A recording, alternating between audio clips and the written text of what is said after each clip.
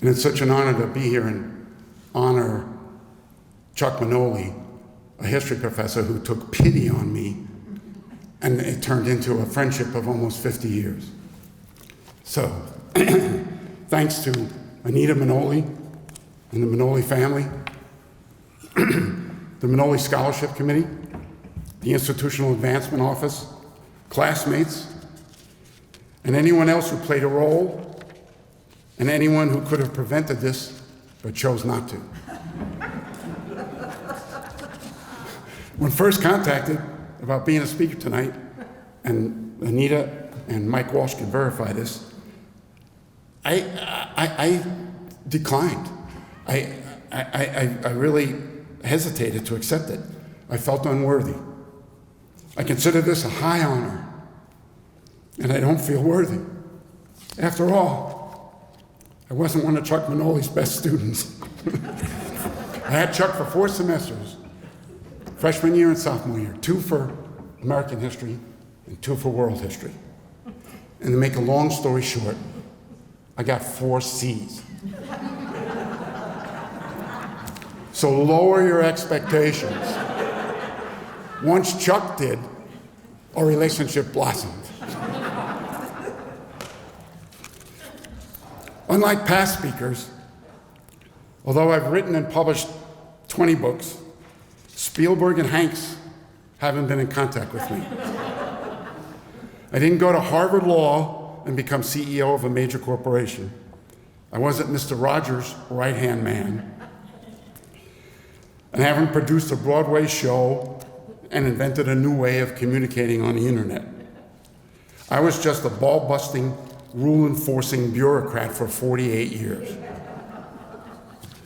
I do hold SVC and Chuck Manoli very dear. I came here off the streets of New York City and hardly opened a book in high school. At both St. Andrew Avellino and Holy Cross High School, I seemed to be in constant trouble and was smacked in the face many times by the nuns, brothers, and lay teachers.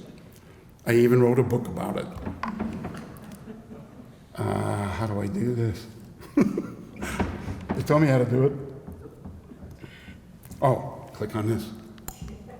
Okay.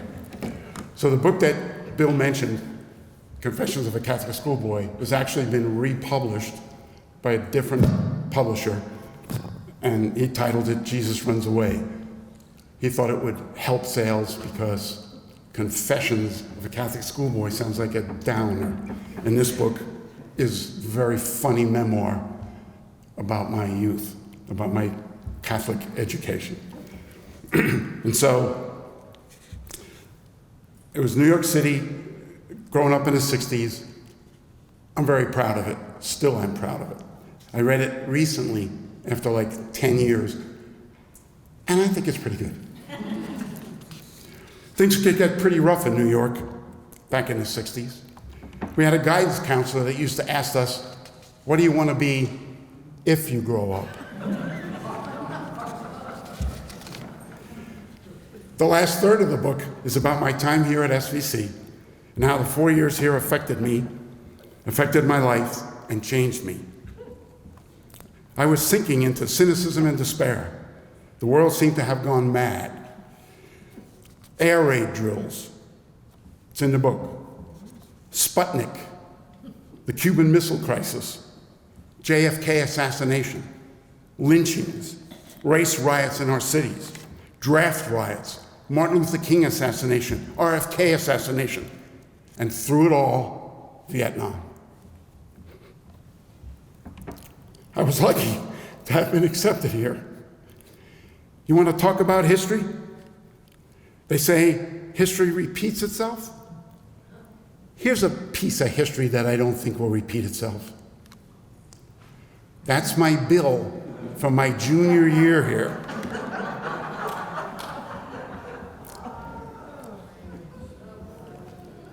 Room, board, and tuition for a year, $1,440. That's why I went here. I don't think that's going to repeat itself. I would love for it to do that. My parents couldn't help pay for college, so I worked and borrowed my way through. Helped enormously by Chuck Manoli, who one day after class he said, "Farrell, come see me in my office." I was like, holy shit, what did I do now? Why does he want to see me? I couldn't imagine what I did wrong. So I went in to see him, and he said to me, "Would you be interested in a job at the brewery?" I said, "I don't know why." Chuck worked at the brewery to supplement his meager salary here. I said, "Well, I don't know." He said, "It pays $3.65 an hour." I said, "Yes." I was making $1 a quarter working in the cafeteria here, loading the juice machines and milk machines and taking your dirty dishes and sending them down the elevator and taking them out and stacking them. $3.65 an hour.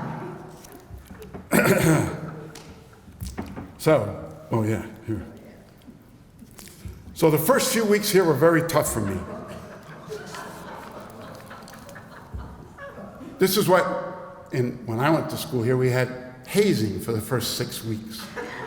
You had to wear a back sign, and you had to wear a coat and tie and a dink, and it sounds horrible, but I think most of my class would say that it was a very good experience.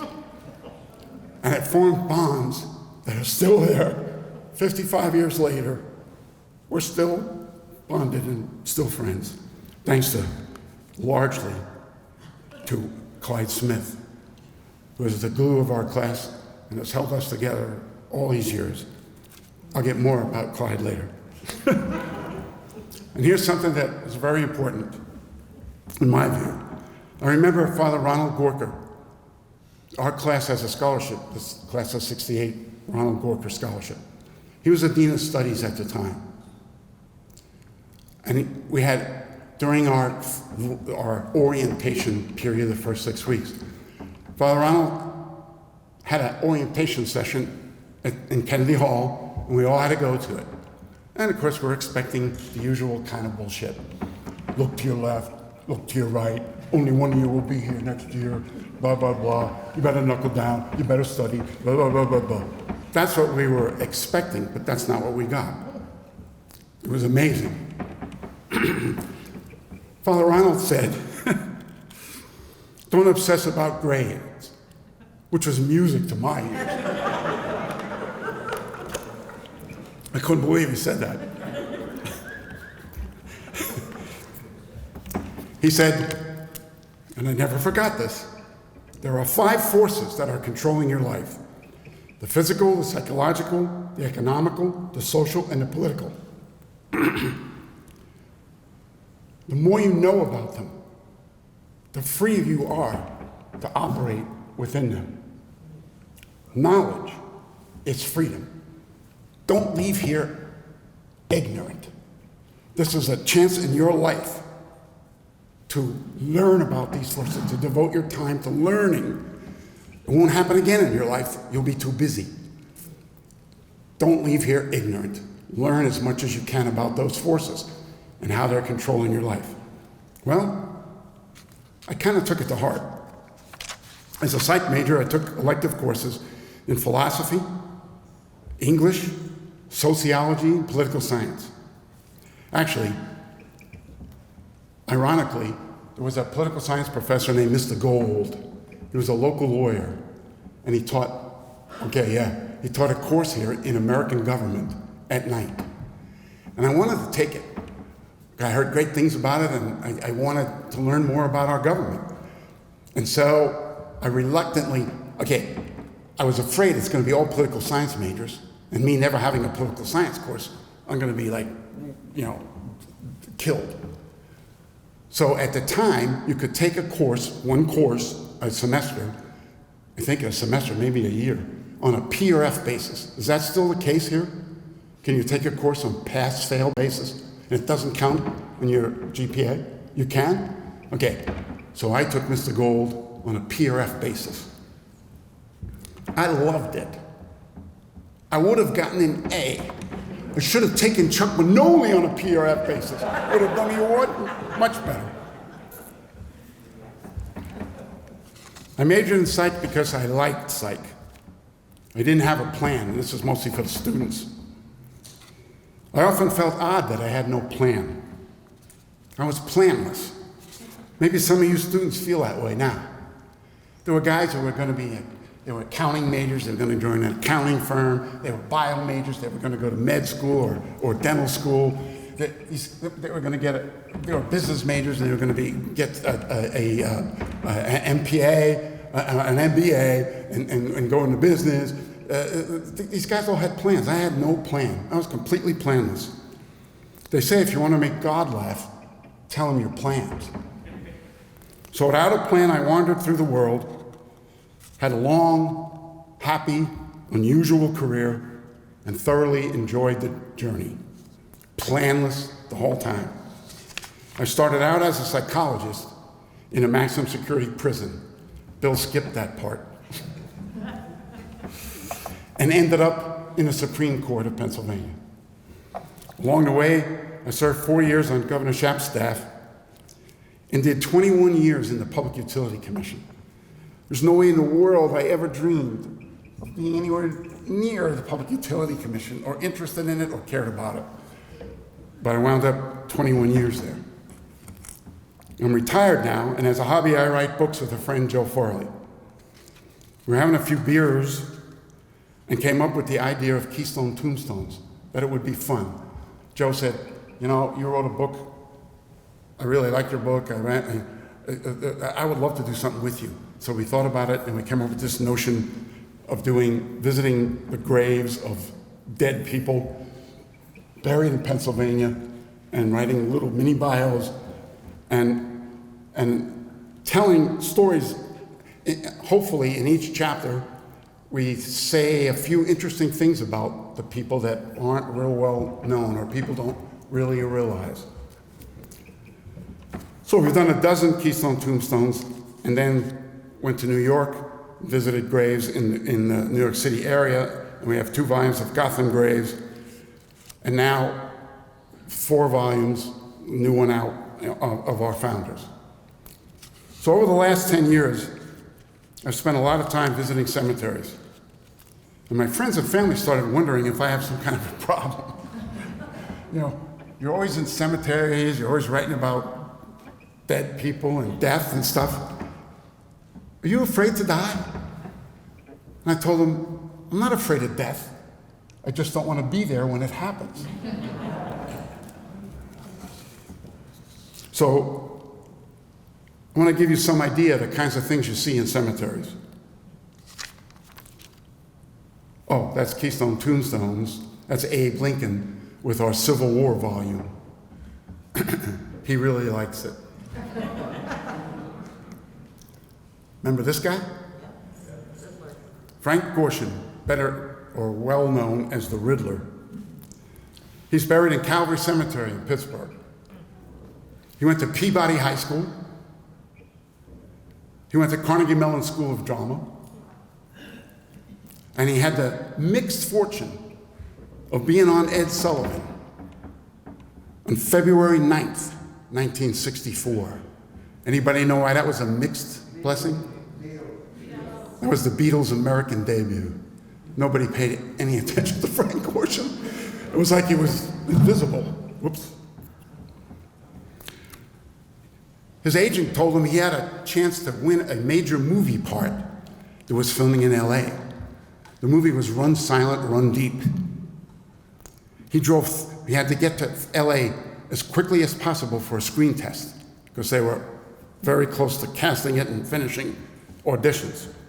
He drove 39 straight hours to LA for a screen test. Fell asleep, crashed, fractured his skull, and Don Rickles got the part. By the way, I'm curious about this is his grave, which is a very unusual and beautiful grave. And at the bottom it says, what does it all mean? Frank Gorshin's grave.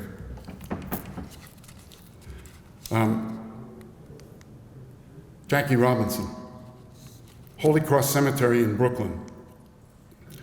A boyhood hero of mine. One of my favorite graves. Life is not important except in the impact it has on other lives. Beautiful.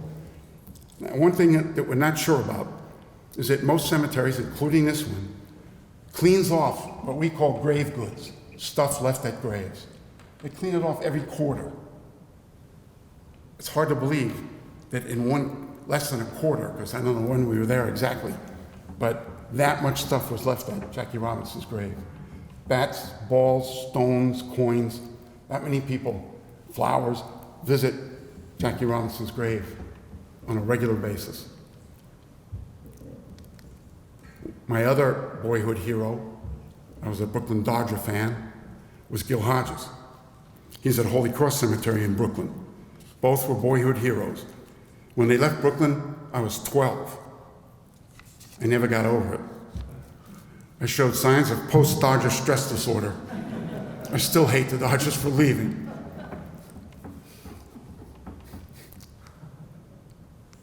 Oh, I go back. That's Hodges' grave. Somebody, Harry Houdini.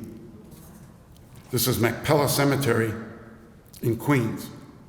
I find it so ironic that Harry did all this death-defying stuff.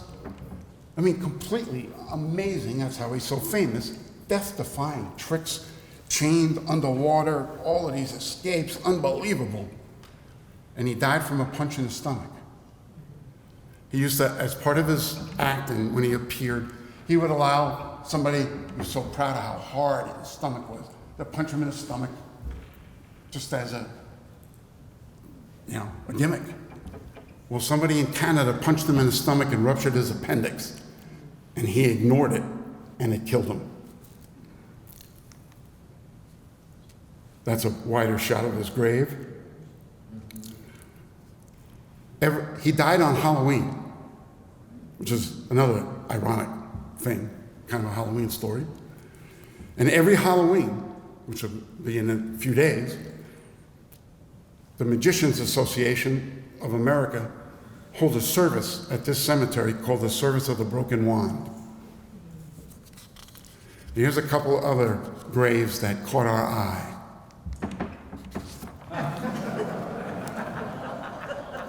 You can't ignore that when you drive by.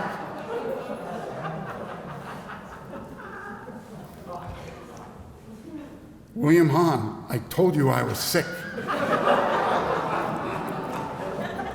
Maybe he was a hypochondriac?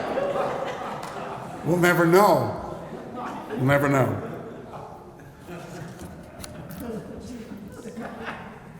Any Bruce Springsteen fans here? They blew up the Chicken Man in Philly last night. They blew up his house too. The opening lines of Atlantic City. Well, this is the Chicken Man. And they did blow up his house, and they killed him. And this is his grave.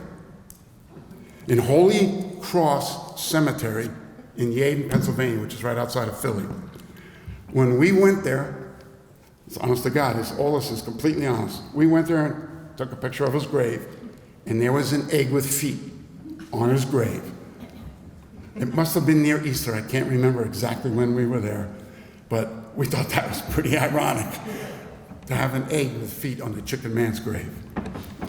And there were a bunch of mobsters from Philadelphia that killed each other that were in the same cemetery, Holy Cross Cemetery in Yeadon. It's kind of ironic. In the New York book, Gotham Graves, in St. John's Cemetery in Queens, there are 25 mob heads buried in the same cemetery. It's sort of mind-boggling, really. Like, here's so-and-so, and right across the road is the guy who killed him, so-and-so.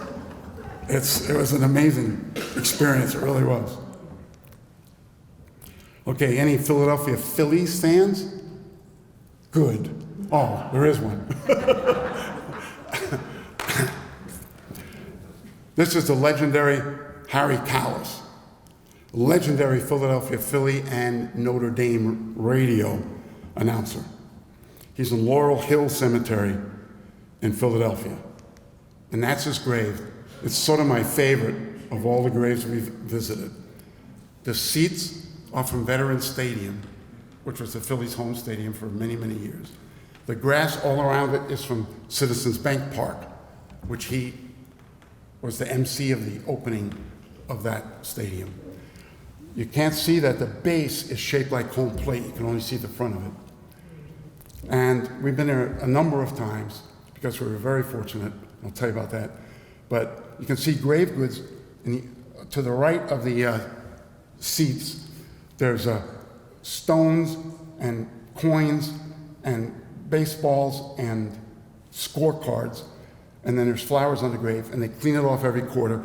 We went back because we were very, very fortunate when we were doing these books that Pennsylvania Cable Network asked us to do more, and they filmed us doing 40 videos at 40 different graves that we had chapters about.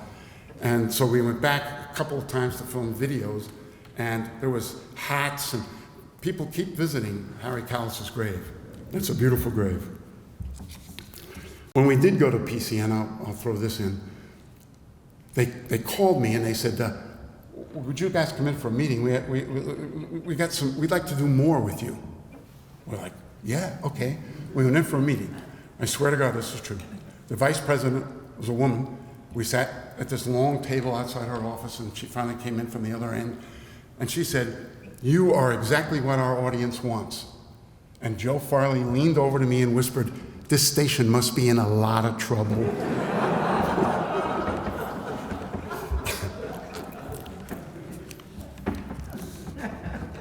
Okay, this is a man named Mullery. He's in Saint Vincent Cemetery in Larksville, PA. Obviously, a big Notre Dame fan. I can't imagine a family agreeing to that. The guy must have been. So, any questions before we look at some of the founders? No? Okay. One question, I got a question for you, the students. Were you forced to be here tonight? Did they use some kind of coercion? No? You really came here voluntarily? Okay, things have changed.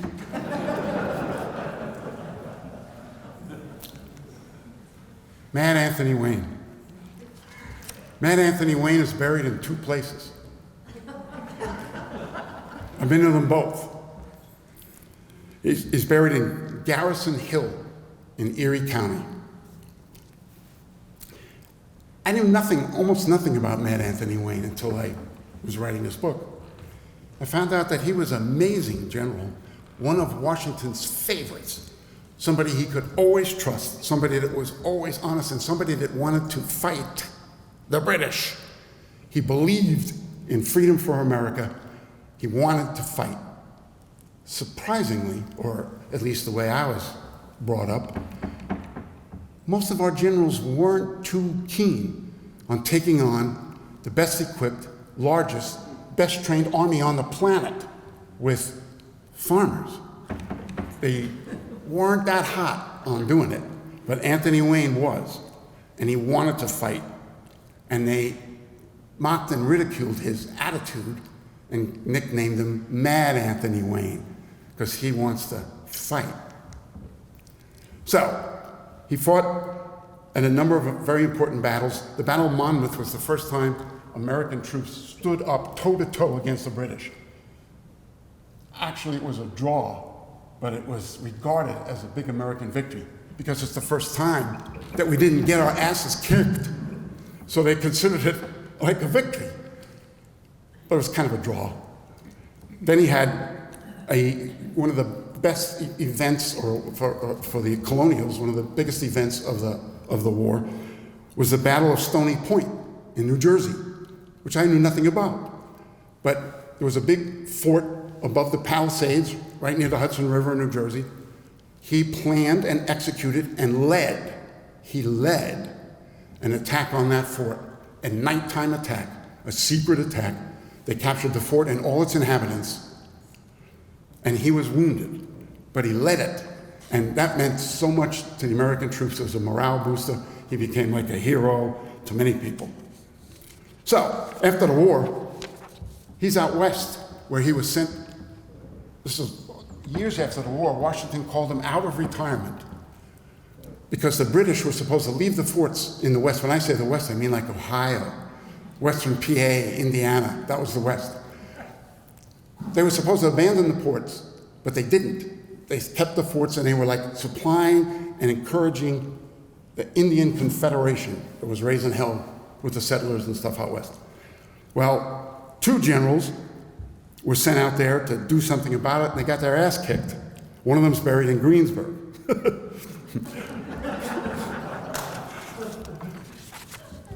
I'm serious.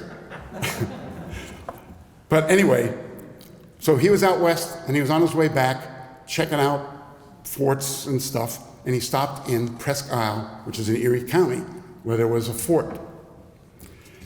And while he was in Presque Isle, he got an attack of gout and died. And he was buried in this. It's called the blockhouse. It was like a popular fortification at the time. I wouldn't feel too safe in that, I'll tell you that.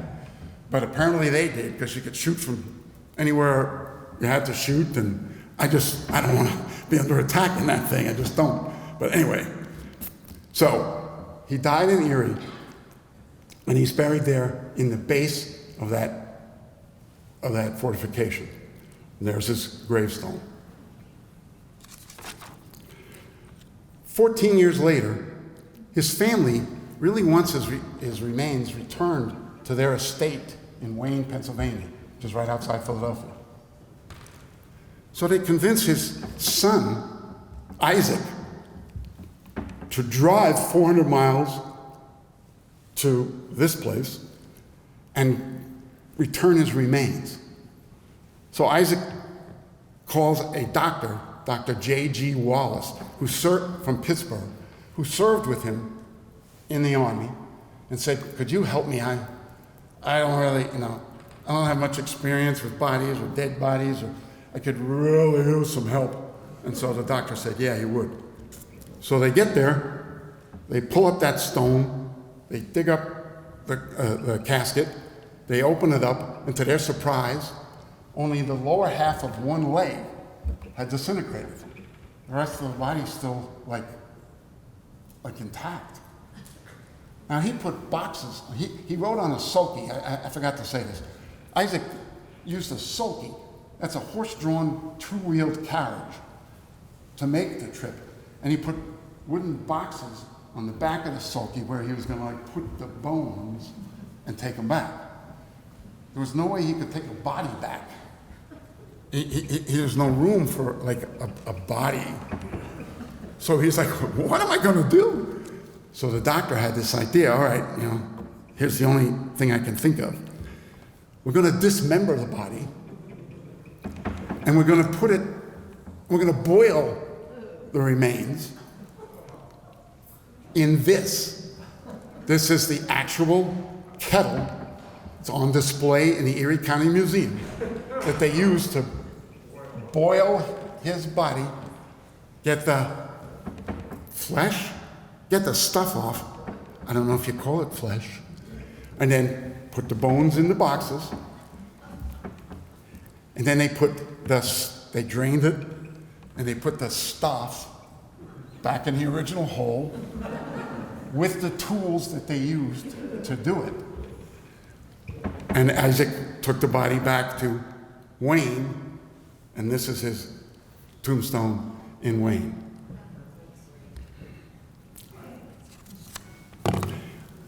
He was born on New Year's Day, Mad Anthony. And there's a legend, it's a legend that's been pervasive for 200 years, that every New Year's Eve, his ghost travels that route and looks for bones that fell out of the box. Little Halloween story there. Okay. George Clymer. We talked about George Clymer earlier. John Riley knows a little bit about George Clymer. Okay, he's in the Friends Burial Ground in Trenton, New Jersey. He's one of only 5 to sign both the Declaration of Independence and the Constitution. He was a member of the Continental Congress and of the first U.S. Congress. He was actually elected to the Continental Congress when 4 members from Pennsylvania refused to sign the Constitution. And he was sent as a replacement. Like, get him out of here. They elected George Clymer to go and take his place. While serving in the Continental Congress, he was elected to the Pennsylvania legislature, sort of like Allen, and named as a delegate to the Constitutional Convention. He was so well known and so hated by the British because he was a major person in the non-importation agreement that led to the repeal of the Stamp Act. The British repealed the Stamp Act because non-importation was hurting them. We weren't buying any or importing any British goods. So the British, when they advanced on Philadelphia, they made a point of destroying Clymer's home in Chester, PA, and his wife and children hid in the woods. He served his country and his state in numerous ways, yet he's buried in an extremely modest grave on the edge of a parking lot in Trenton. That's it. That's the parking lot, and there's his grave. In Trenton, New Jersey, despite not being a place where he was born, lived, served, or died. We don't really know how he got behind this building, which was a Quaker meeting house at the time, so it must have something to do with Quakers, although he was not one. And that's his grave. That's how we memorialize a man who did so much for the founding of our country. It's in a very bad neighborhood. We think it's a disgrace. Okay, Richard Henry Lee. He signed the Continental Association, the Declaration of Independence, and the Articles of Confederation. He served in the Continental Congress from 74 to 79, and he made the motion for independence. That's the motion. Resolved that these united colonies are and ought to be free and independent states, that they are absolved from all allegiance to the British Crown, and that all political connection between them and the state of Great Britain is and ought to be totally dissolved. This was an act of treason, and he proposed it. In 1784, he was elected president of Congress. He was a delegate to the Virginia Convention to ratify the Constitution, and he was appointed to serve as Virginia's first senator in the first Congress. He died in 1794. Here's how we memorialize him. This is called the Burnt House Field in Coles Point, Virginia. That is an operating, working soybean field at the end of a dirt road that you would never find in Coles Point, Virginia. We had to use, modern technology, the coordinates, which I don't even know how to do that.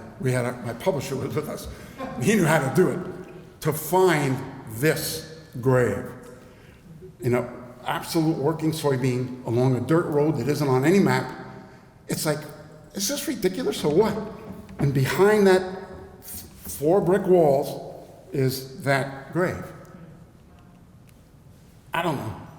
Strikes me as an odd way to memorialize a man who did that. Thomas Mifflin. Just listen to this. Thomas Mifflin served 4 terms in the colonial legislature. He was a member of the First and Second Continental Congress. He was commissioned as a major in the Philadelphia militia. He was expelled from the Quaker Church for engaging in war. He joined the Continental Army in June of 75, promoted to a brigadier general in May of 76. He fought at Long Island, Trenton, Princeton, and wintered at Valley Forge with Washington. He was elected to the Continental Congress in 1780. He was elected president of the Continental Congress in 83. He presided over the ratification of the Treaty of Paris, which ended the war. He accepted Washington's resignation as commander-in-chief. He represented Pennsylvania at the Constitutional Convention and signed it. He was elected as Pennsylvania's first governor in 1790 and served 3 terms. He died in 1800, and this is how we honor his memory. This is the base, this is at the base of this church in Lancaster, the Holy Trinity Lutheran Church in Lancaster. At the base, to the right of that door, is where that is. And that's the sign outside that says, the present, dedicated, here lies the remains of Thomas Wharton and Governor Thomas Mifflin. Now he was buried in their cemetery at first, at state expense. He had no money. He had devoted his whole life to public service. In 1840, they relocated all the bodies from the cemetery, but not his, and we don't know why. So we try to explore this issue. I called the Lancaster County Historical Society. They said, talk to the church, talk to the church. We don't know anything about it. We have nothing to say. So I was like, whoa, that's bad. So we talked to the church. One person says, yeah, he's buried out where it says he is. We're like, really? Another story on the internet when we were on some of those, what do you call them when you're talking back and forth, said that he's buried in the parking lot. They never moved him, and then they paved it over, and he's under the parking lot. They just put that stuff up to hide the fact that he's still buried where he was. And then an elder of the church that we cornered said that he's buried in the basement of the church somewhere, and he doesn't know why they won't admit it. So anyway, that's how we remember the guy who did all that. We think it's a crime, really. Samuel Chase, 1764. He was elected to the Maryland General Assembly. He led a rebellion against the Stamp Act. In 74 to 78, he served in Congress. He wasn't present on July 4th when they made the announcement. He was attending to his ailing wife who died. But he signed the Declaration of Independence on August 2nd, which is when almost all of our founders signed the Declaration of Independence. In 1796, Washington appointed him to the Supreme Court. He was very critical of President Jefferson, who in return urged his impeachment for being critical of the president. Sounds like somebody recently. Anyway, he was in fact impeached in 1804. And he was on trial in 1805, presided over by Aaron Burr, who at the time was wanted for murder of Alexander Hamilton. Swear to God, he was wanted for murder in New Jersey for shooting and killing Alexander Hamilton. They're not buried in the same cemetery like the mafia. Historians say that this case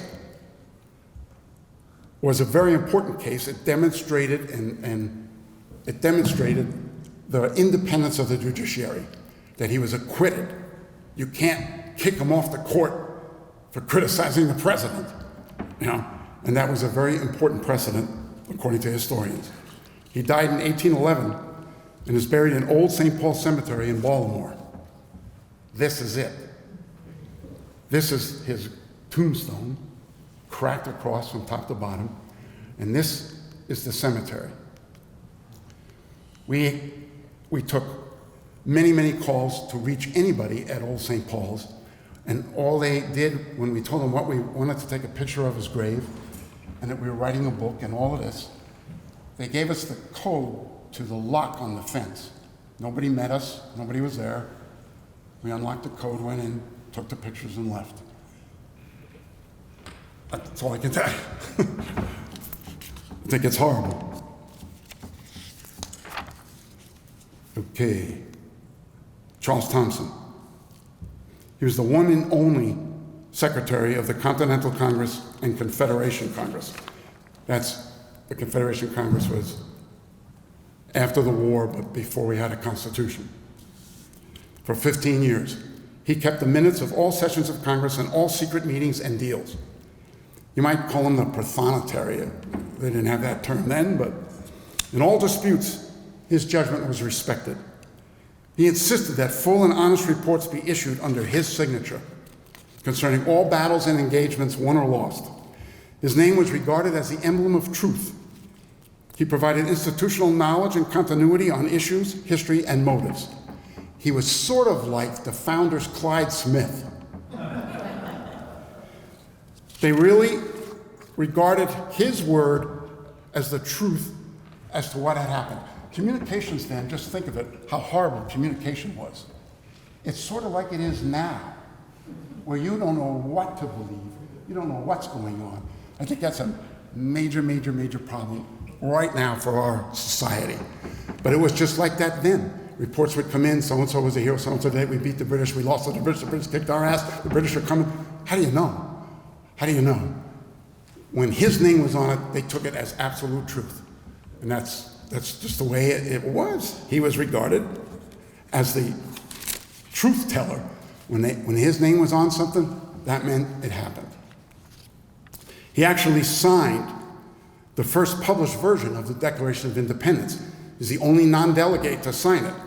He signed it to prove this is what they approved. This is what they approved. And then he was sent to Mount Vernon to notify George Washington that he had been elected president. George was up there working his farm, he didn't know. Okay, during his time, this is his grave. The obelisk is very nice, and next to it, the stone, as you can see, is all broken up. This is in Philadelphia. Okay, Thompson prepared a work of over 1,000 pages that covered the political history of the American Revolution. This is very disillusioning, really. After leaving office, he chose to destroy this work in an effort to preserve the myths of war and independence and war of independence leaders as heroes.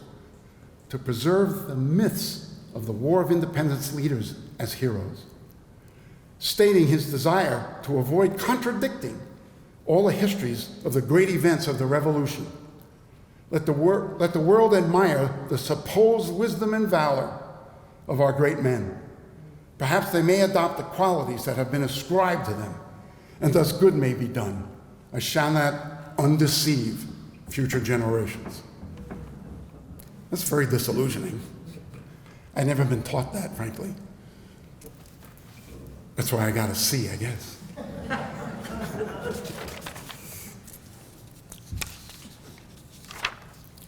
Okay, we're getting near the end. Lost founders. These are founders that we could not find. There's no grave. We either couldn't find a grave, or there is no grave, or the grave has been disappeared for various reasons, development, whatever. One of them, like, take example, Jonathan Dayton. He's from New Jersey. He fought with Washington at Brandywine in Germantown and wintered with him at Valley Forge. He was promoted to a captain and fought at the Battle of Yorktown. He was a New Jersey delegate to the Continental Congress and to the Constitutional Convention. At 26, he was the youngest signer of the Constitution. He served in the U.S. House. He was Speaker of the 4th and 5th Congress. He served in the U.S. Senate. Dayton, Ohio is named after him. He was buried at St. John's Episcopal Church in Elizabeth, New Jersey. There's no marker. The cemetery, I thought there was a slide of the cemetery. Oh, there it is. That's the cemetery, St. John's Episcopal Church in Elizabeth, New Jersey. We called numerous times, left voicemails. No one ever returned our call. We could never reach anybody at the church. But the church is just an overgrown mess. Tombstones are knocked down, missing, it's all locked up, you can't get in it. That's the situation for Jonathan Dayton. We think maybe he deserves a little better. Gotta go back. Okay, Thomas Paine, the author of Common Sense. The author of Common Sense. His 47-page pamphlet sold 120,000 volumes in 6 months, in the first 6 months. 120, you know what that is now? 120,000 volumes? He was buried on Long Island in New Rochelle, on his farm, but then was transported to England for reburial at his homeland. But it never happened. His remains were lost. Nobody knows where Thomas Paine is buried. Tough to get to. These founders are really hard to get to. By that I mean, like, example, Charles Carroll of Carrollton, the only Catholic signer of the Declaration of Independence. He's buried in Ellicott City, Maryland. Dogerian Manor, it's called. It's on private property. This really kills us. It's private property and you cannot access it. They do not want visitors. They do not want anybody there. Yet it's a National Historic Landmark. Wouldn't you think that a National Historic Landmark, you should be able to visit it or see it or something? Why would you want it designated as a National Historic Landmark and prohibit trespassers? I don't know, but that's the situation. He was also the biggest slave owner at the time in the country. Okay, then John Jay, he's buried in Rye, New York, the first Justice of the Supreme Court, a great man by most standards. He's buried on his estate in Rye, New York. We contacted people there. They have a committee or something that runs the property. They wouldn't let us in. We said, we just want to take a picture of his grave. We'll send you a picture, but you cannot come on, except for one day. Memorial Day, you could visit the grave. We don't have any, they were hostile. They were negative to us. We were very charming, as Marty can attest. They would not let us on the property. So that's just an example of some of the tough to get to. Here's some statistics. We included 212 people as founders. We have our criteria. I won't bore you with them. It's pretty simple. Signed one of the 4 documents that founded our country, or had a big military role, or you know. So there it is. Signers of the Declaration of Independence, Continental Association, or Confederation, or Constitution, or a worthy military leader, or a thought leader, or a legendary hero. 15 are lost. We just went over that. 197 can be visited. And at least 20 are tough to get to. We visited, okay, that's outdated, but we're up to only like 15 left or something.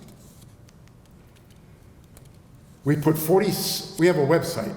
It's called adoptapatriot.com. And on our website, we have a wall of shame, which includes graves that we think are a disgrace.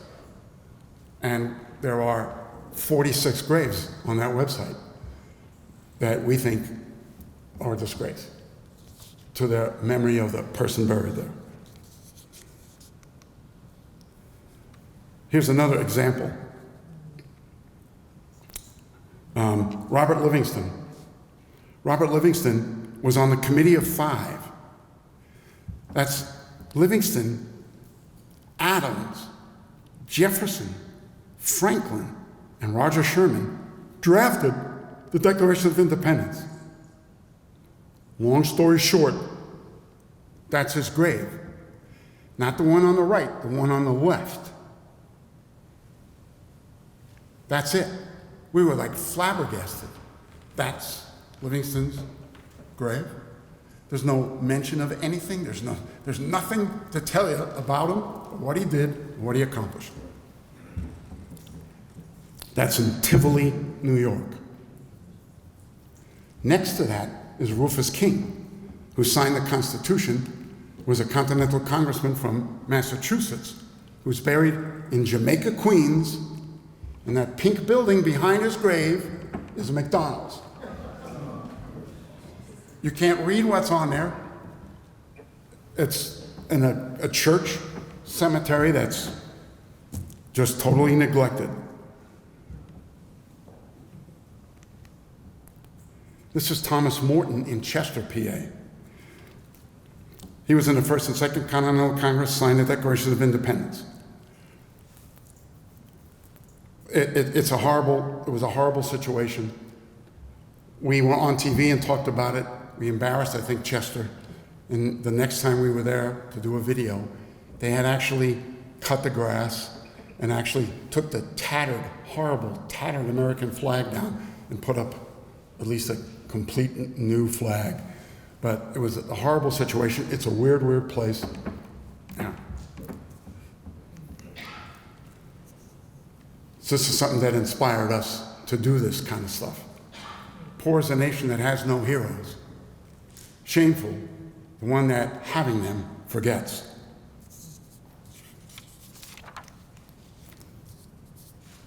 Only 28 made our best condition list.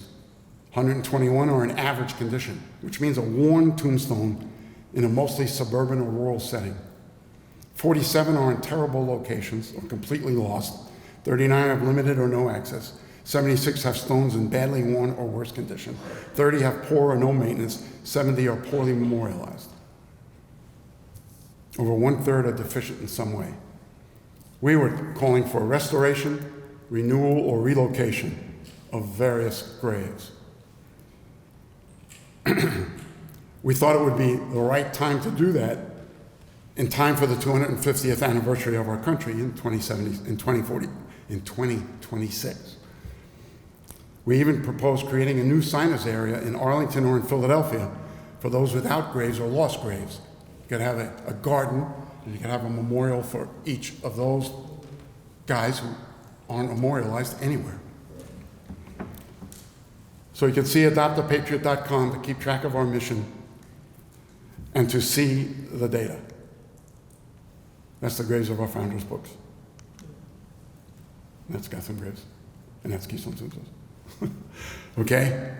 Thank you. I'll take any questions.